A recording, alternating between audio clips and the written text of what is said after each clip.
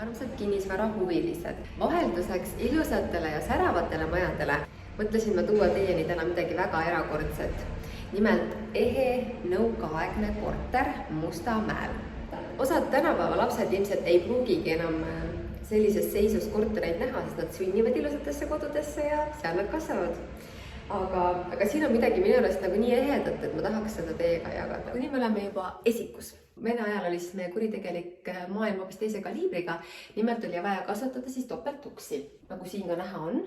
Ja siin on veel selline lahe veneaegne kett, mida pandi uksele õhtuks niimoodi ette. Oih, paneme kinni ukse. Nii. Ja siis võis küsida, kes on? Vähem tähtis ei ole ka see polsterdus.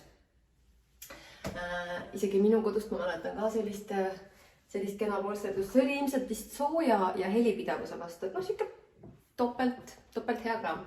Uksekell kindlasti. Ning ilmselt me kõik mäletame neid märke. Ja vaat seda vannituba tahame teile küll näidata. Nii, tere tulemast vannituppa. Ja see akstu ei piirne vaid seintel, vaid seda leidub ka laes.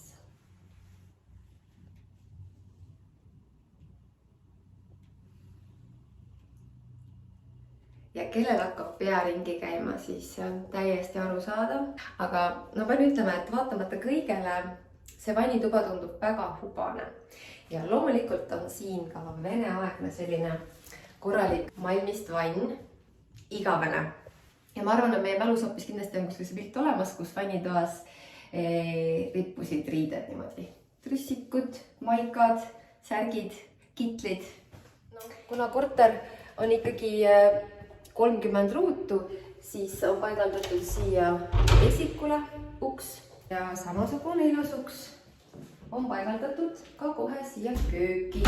Nii et teoorias me saame kõik need uksed kenasti sulgeda ja meil olekski just nagu 3 ruumi.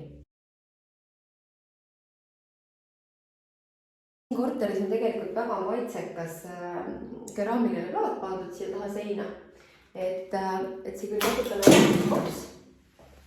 Tuleb siit seinast ära, ilmselt ei ole siia väga hästi nagu kleebitud, aga sest ei ole midagi. Ja vene ajal kasutati siis põrandatel sellist pappi, mis natukene küll kiiksub ja äksub, aga sest ei ole midagi. Ja nagu näete, põrand on selline elav, siin on näha nagu erinevaid tappe, kus mõni kapp võis seista mingil ajal, mingi voodi, kriimustused. Ja ma arvan, et eraldi äramärkimist võib-olla vajaks veel näiteks põrandaliist, mis on siis alati natukene nagu ajastute värvi, siin on erinevaid värve ja alati siis tapeet jõudis ka siia liistu peale niimoodi, et on näha. Ja muidugi teine teema, mis on siis näiteks televiisori kaabel, mida veeti siis vastavalt mööda seina ääri, kohati läheb siis seinast läbi, jätkub esiku lael, nii, ja jõuab siis kuskile siia. Vanasti üritati ruumi ikkagi väga praktiliselt ära kasutada ning ka selle ühetoalise puhul on loodud siis siia selline ukseava.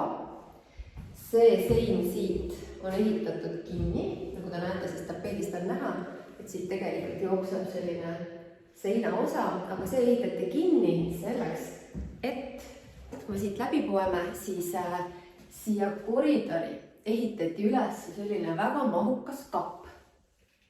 Võt nii, nagu te näete, siis seda kappi saab mõlemalt poolt kasutada, nii esikust kui köögist. Ja see lagi toodi siis madalamale, nii et selle seinaga koos töös siit sai siia siis ruumi juurde vanipaigaks ja natuke nagu esikut suurendada. Ja noh, tegelikult pääsebki siit august täitsa kenasti läbi. Pole häda midagi. Näiteks nõukaaegsetes kodudes kasutati reeglina seintel tapeeti ja nii on ka siin korteris. Hästi õhtul enne magamine, ikka vahepeal pilk ekstras nendele lilledele ja kõrrelistele. Aga nüüd ongi meil sellele kaunile kodule ring peal. Kohe algavad sellest toredast korteris remonttööd ning kahjuks see reliikvia, mis siin on, kaob küll ära, aga oleme selle salvestanud ja kohe on siis näha, et mida tänapäevast sellest siis tehakse.